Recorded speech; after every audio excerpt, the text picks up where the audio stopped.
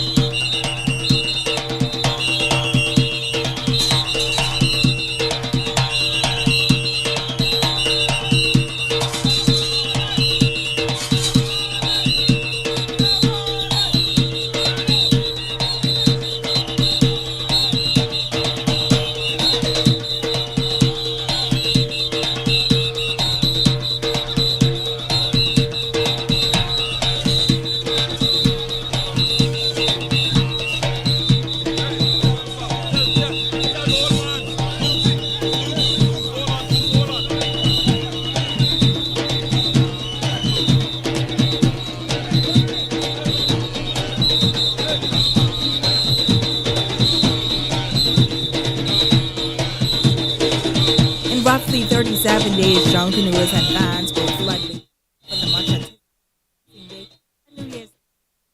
This year's celebrations are highlighted by the Valley Boys.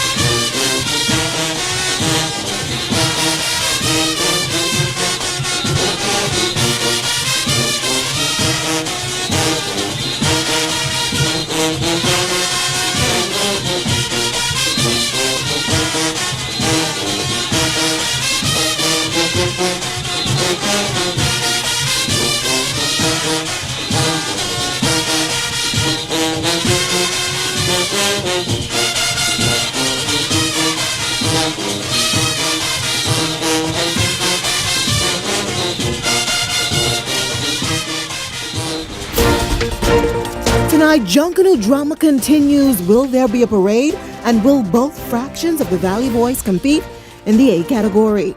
Also, the Deputy Prime Minister speaking to that U.S. court indictment. And later, a Defense Force officer is discharged. Eyewitness News starts now.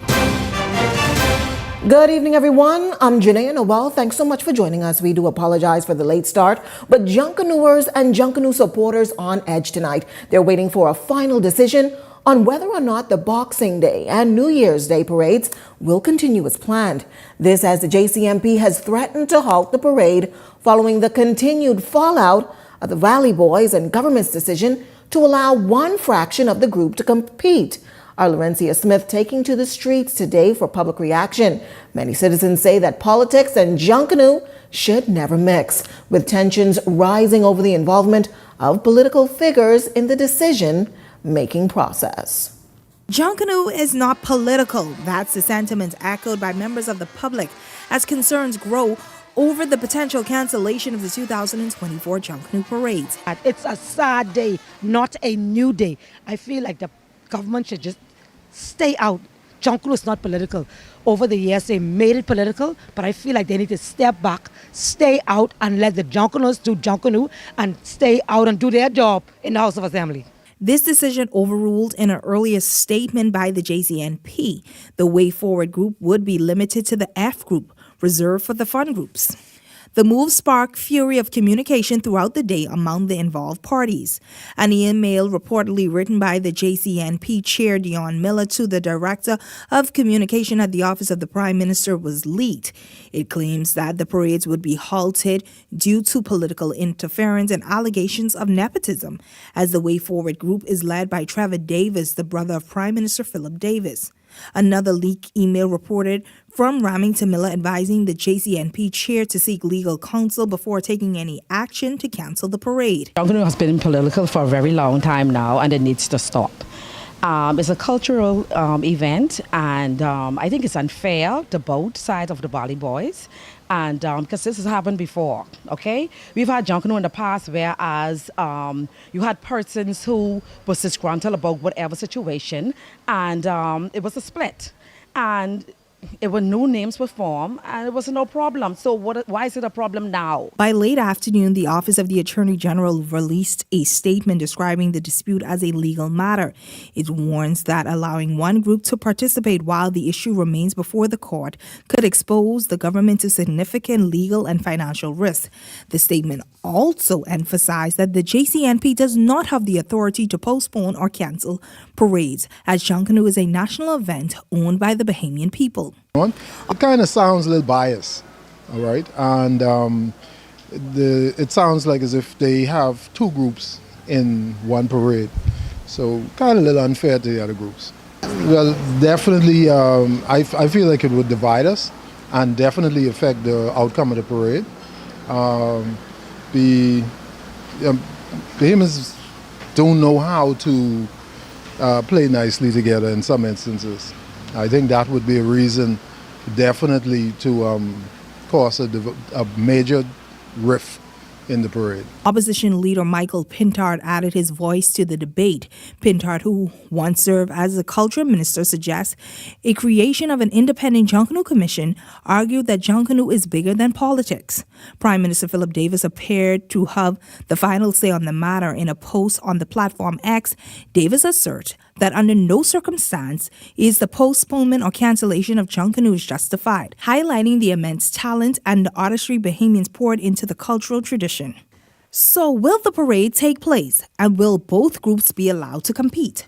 Those questions remain unanswered. Late this afternoon, the JCNP postponed a planned press conference.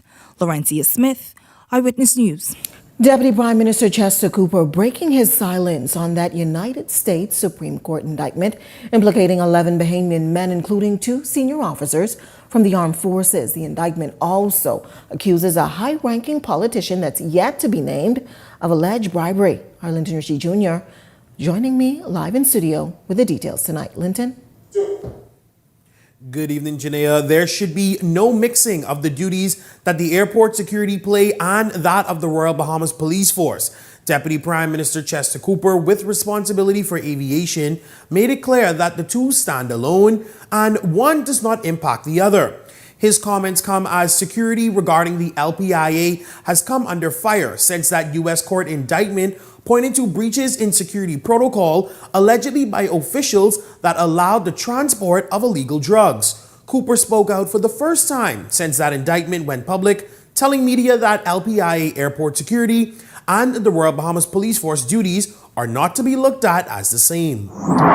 We don't conflate these issues, what might be in the public domain versus who has responsible for internal airport security at LPIA. A United States Supreme Court indictment placing the gateway of our country under a microscope as it's alleged that an international drug ring was facilitated on the ground at Lynden Pinland International Airport dated back to 2021. With former officer in charge of the airport, Chief Superintendent Elvis Curtis, at the center of the allegations, Deputy Prime Minister Chester Cooper, who has responsibility for aviation, emphasized that persons should not make the mistake of classifying the duties of the airport authority in the same boat as the Royal Bahamas Police Force. The police, of course, has a responsibility that is separate and apart from the aviation infrastructure. After his analysis of that 19-page indictment, Cooper says from his view, not everything is as it's written. Some errors, I believe, in the document that I would have seen. As for the executives and their stance, Naturally concerned with taking steps to address the issues that we've been made aware of. but what if there were cracks to allow any type of illegal operation? We will learn from those lessons, the information that's provided to us, and if necessary, we will make corrective steps. For now, officials say they are simply awaiting as international courts are set to bring the men to justice. I anticipate that moving forward, that all of this will unfold in time. Now, Janea, both senior armed force officers, Chief Superintendent Elvis Curtis and Chief Petty Officer Darren Roker, have already had their initial U.S. court appearance, and both officers have been discharged from their duties. As for the other men, we are continuing to stand by as there are no records just yet that they have had appeared before U.S. courts. For now, reporting live in studio, I'm Linton Ritchie Jr. Back to you, the desk, Janelle. Meantime, Chief Petty Officer Darren Roker has been discharged from the Royal Bahamas Defense Force. According to a memo released today, the letter dated December 9th indicated that the Minister of National Security, Wayne Monroe, has approved his discharge effective December 4th. It's just 1 week after an unsealed United States indictment implicated Roker on charges related to drug and weapon trafficking. Roker was arrested in the United States along with Police Chief Superintendent Elvis Curtis and other Bahamian and foreign alleged traffickers. According to the indictment, he and Curtis were expected to appear in a Florida court shortly after the charges were levied against them. Meantime, tonight, as two of the country's armed forces continue to grapple with corruption controversy in light of that United States indictment that accused the police and Defense Force officers of being corrupt, the Defense Forces chief is speaking out tonight as he defends the organization that he says he's been a part of for over 3 decades. This as the Commissioner of Police, Clayton Fernander, resigned last week. Jose Etienne joining me live in studio to further discuss. Jose? Janea, the man in charge of the Royal Bahamas Defense Force, asserting tonight that contrary to what some might believe, there is not a culture of corruption in the organization he leads. And he sought to make that emphatically clear as a senior Marine in the Defense Force was indicated by United States prosecutors on drug-related charges. I've been in the organization, January makes me 38 years. And I can safely say there's no systemic, no known corruption going on in the organization. Defense Force Commodore Dr. Raymond King dismissing concerns that there is corruption deep-rooted in the law enforcement agency.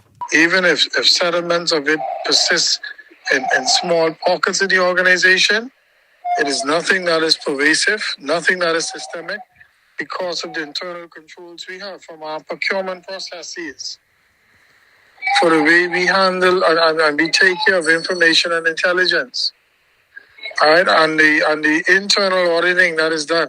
King is speaking out days after Chief Petty Officer Darren Roker, who was fired from the force on Monday, was indicted by United States prosecutors. But not just that. A senior police officer was indicted alongside Roker, prompting outgoing Police Commissioner Clayton Fernandez to address what he called a culture of corruption in the police force. We were all caught off guard by it. We were shocked and very disappointed to learn of any allegations being laid against any one of our members, in particular to provide operational information to the enemy. The indictment revealed that Roker facilitated maritime drug trafficking by, quote, using his official position to obtain sensitive information about law enforcement operations by the United States Coast Guard and OPBAD and alert drug traffickers in exchange for bribe payments, end quote. I don't know how it is that that individual could have said that they could have provided the information what they said, but the information regarding our regional partners, situational reports, it's only a small pool of 5 of us senior officers who receive that information.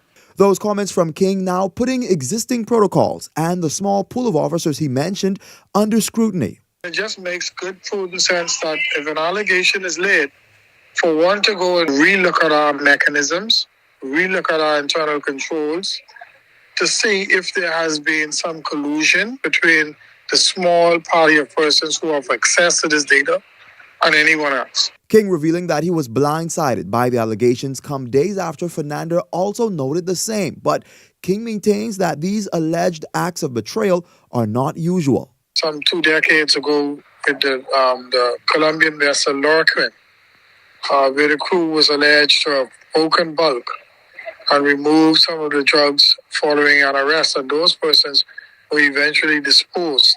He adds that the iron fist will fall on Marines who look to defile the Defense Force. We have put in considerable work. We've expended enormous resources, and we've taken significant pride in protecting our borders like we've done for the past 5 years against migration, illegal fishing, against arms smuggling, drug smuggling. Janelle, while the police commissioner resigned amid corruption controversy as it relates to the police force, it is not clear as to whether or not King will step down. However, he did express his desire to continue serving at the helm of the organization. Shortly after a national statement to the nation in which Fernandez pledged to continue to serve with integrity, Prime Minister Philip Davis announced his resignation. Now, we do know that Davis is expected to meet with King to evaluate the agency. For now, reporting live in studio, I'm Jose Etienne, sending it back to you, Janelle. Thanks so much for that report, Jose. Meantime, Defense Force Commodore Dr. Raymond King asserting tonight that officers who've been deployed to Haiti remain in high spirits despite nearly 20 of the roughly 400 Kenyan police officers on that security mission resigning. According to international reports, the officers withdrew their services due to pay delays and poor conditions. King says while this is not a concern for Bahamian officers, he says officials are taking proactive steps to ensure that Bahamian troops are satisfied. The government would have taken due diligence in ensuring that our members receive adequate compensation.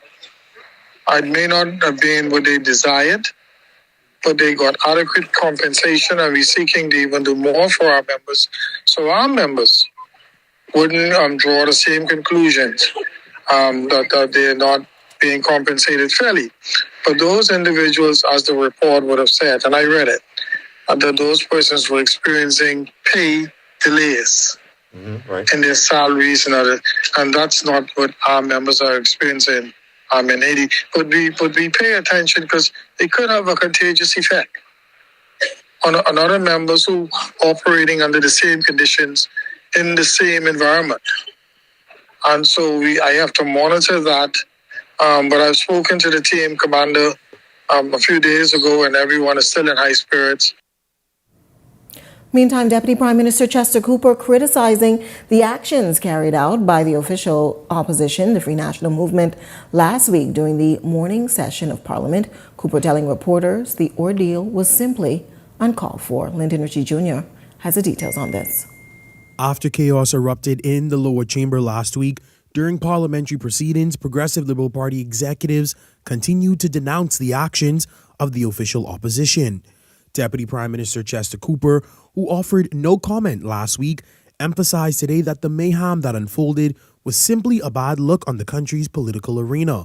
I was quite candidly embarrassed by the actions of the opposition. The ordeal captured the attention of international media outlets such as CNN, the Daily Mail, Yahoo, and The Guardian. One outlet writing, open quote, "Chaotic scenes have broken out in the Bahamas Parliament after the indictment of senior police officers on drug trafficking charges sparked a heated debate over corruption," close quote. Cooper, who was present for those proceedings last week, told reporters had opposition officials obeyed the rules, there would be no disputes. The Speaker of the House asked the Leader of the Opposition to wait and that she would get back to him whilst the member on the floor completed his submissions. They completely defied the Speaker. Following the actions of the opposition, national debate sparked on if the ordeal was planned, which party executives debunked in an exclusive interview with Eyewitness News. Now, we did carefully examine the tapes leading up to Deputy Leader of the Free National Movement, Shannon Dawn Cartwright, hurling the mace out of the window. And what you're seeing is Member of Parliament for St. Anne's, Adrian White, near the window before being noticed and called out by House Speaker Patricia DeVoe. But exactly what he's doing remains unclear. Cooper says in his eyes, it was all a show. This crew of actors decided to put on a performance as B-rated as it may have been. The Deputy Prime Minister emphasized that it was not appropriate actions of government officials. People who desire to one day be Prime Minister or Deputy Prime Minister of the country, it was a complete embarrassment to our country. As for what should happen next, I hope that whatever consequences is available to the Speaker, that she would deliberate and make those decisions. Eyewitness News did attempt to get comment from opposition officials. However, our efforts were not successful. Linton Ritchie Jr., Eyewitness News. Well, if you've got a news tip or if you've seen news in the making, call the Ion News hotline at 397-6397. We also invite you to send your letters to the editor for publication on all of our social media platforms, eyewitnessnewsbahamas@gmail.com. And if you're watching on our Facebook or YouTube page, share your thoughts about today's stories in the comments section. We want to hear from you. We're just getting started in Eyewitness News tonight. But when we come back, if you're feeling the election fever, we have an update from the Parliamentary Registration Department coming up after this break.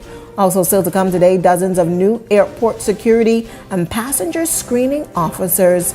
They graduate. We've got more on that right after this break. This Christmas, stay connected through all the family traditions.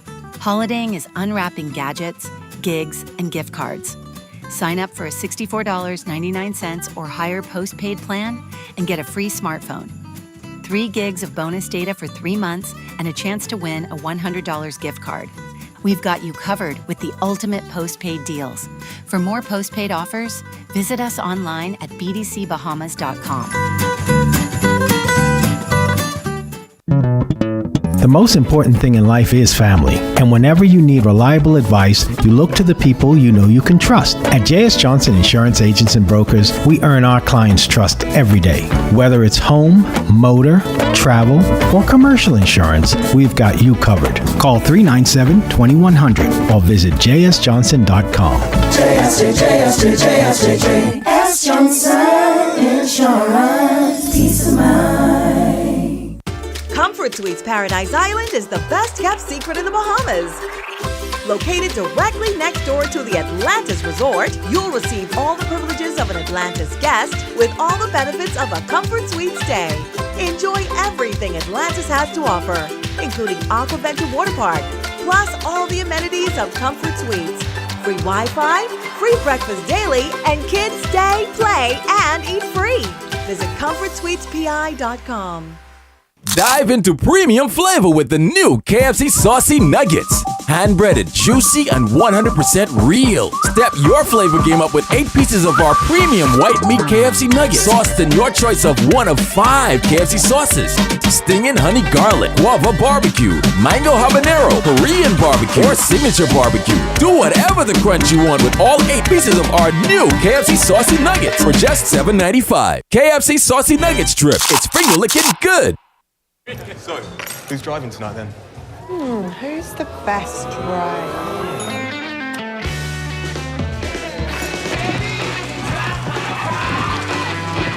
Guess who's driving?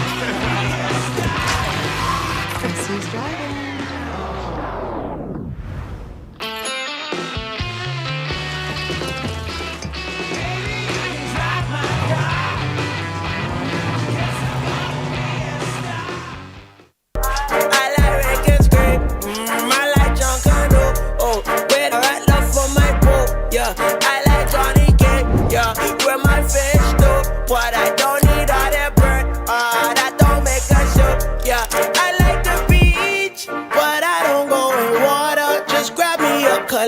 That's the bear of the Bahamas. I like to go down. Oh yeah. Oh yeah. This segment of Eyewitness News is brought to you by EV Motors. Drive the future with brand new 2024 electric vehicles. EV Motors, powering your journey. Welcome back. Here's a look at your Eyewitness News gas tracker. You're getting the cheapest tonight at Shell, $5.37. Followed by Esso, $5.38, and Rubis, $5.53. Welcome back. You're watching Eyewitness News. Well, as political parties ramp up training for their candidates ahead of the upcoming general election, the Bounties Commission of the Bahamas is expected to begin its work later this week, laying the groundwork for the election process. Meantime, the Parliamentary Registration Department, they're also busy preparing for what's to come. Our Laurencia Smith has the latest on how preparations are going within the department. As the clock ticks towards the next general election, officials from the Parliamentary Registration Department are citing a number of challenges that they hope to resolve that include spacing and location for voting to take place. Acting Parliamentary Commissioner Arthur Taylor says that his team is actively preparing to ensure that all necessary plans are in place. Now you have more persons offering as candidates in the elections, which puts us in a quandary when the rules state that you need, for example, each candidate has a right to have 3 agents in each polling station. And, most of the times we use schools, which on the best of days, they're small, the classrooms. And now if you have 7 or 8 candidates in one constituency, times 3, that's 21 persons in addition to everything else. You have to put things that we need to look at. The Parliamentary Registration Department recently relocated from the Farrington Road office and now occupies the old Bank of the Bahamas space on Tonic Williams Darling Highway. Meanwhile, Taylor said additional satellite sites are expected to be open early 2025. February 3rd of next year, we will start opening up other sites to facilitate persons who would want to register. More persons we expect to come, because as you get closer to the election, which is the norm, 2 years out, we start preparing. And that's when people start to come in and the rest of it. And then we do more advertisement, letting people know that if you need to register, things like transfers also. People have name changes, all that will have to be accommodated, but not necessarily at this site. We'll open up sub-sites. We usually open them in Carmichael Road, South Beach, and Elizabeth Estate. All right, and then we'll move 1 or 2 into the inner city areas. There are currently 39 constituencies across the country, and as of December 2nd, 194,175 persons have registered to vote. During the last election cycle, the country moved towards a permanent voter registry. Now to, I guess we can use the term, tying down the digitization of the registration process. And it's important for people to understand we're not changing the voting process. It's just how you register to vote is what's going to be affected by digitization. And all it means is make it a lot easier for you, where you can go online and apply rather than having to bring all your documents in to be told you don't have this, you don't have that. You go online, submit your documents to us, we approve, yep, they're good, or we say to you, no, you need additional supporting documents. Laurencia Smith, Eyewitness News. Well, 40 new aviation security officers and passenger screeners graduating on Monday following an intense 7-week training program. Deputy Prime Minister Chester Cooper gave remarks during the ceremony held at the Living Waters Kingdom Ministries. He emphasized to graduates that they're not just protecting the airport or venturing into the security business, but he says they're an essential component of the tourism industry that employs over 60% of the nation's population.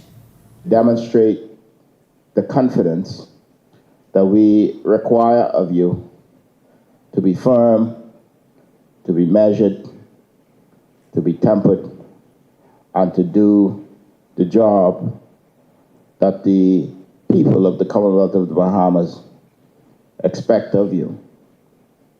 You've had the opportunity to acquire knowledge and to develop skills, new skills, that will enable you to perform your duties and assist you in carrying out vital tasks, protecting the airports, the users and operators from many potential unlawful interference. As you well know, there are bad actors who seek to travel through our country.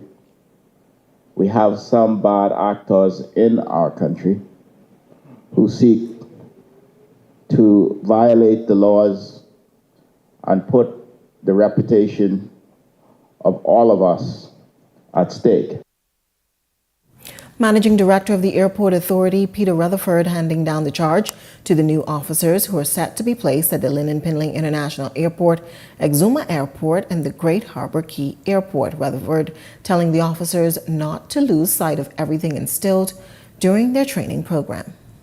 Without a doubt, the events of recent weeks within the aviation community has not only placed the importance of what we do under a microscope, but it has captured the attention of tabloids, numerous chat groups, and has been accompanied by other global social media posts worldwide.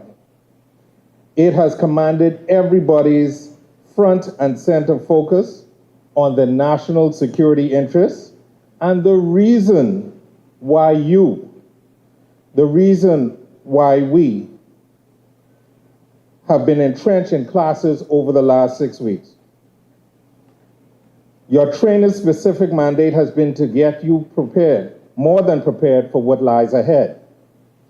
Well, the Department of Agriculture is launching a new $1.5 million initiative amid ongoing discussions surrounding the need to fortify sustainability efforts at home. The minister said it's the largest grant they've ever done, and it's meant to give back to farmers and fishermen while strengthening local agricultural markets.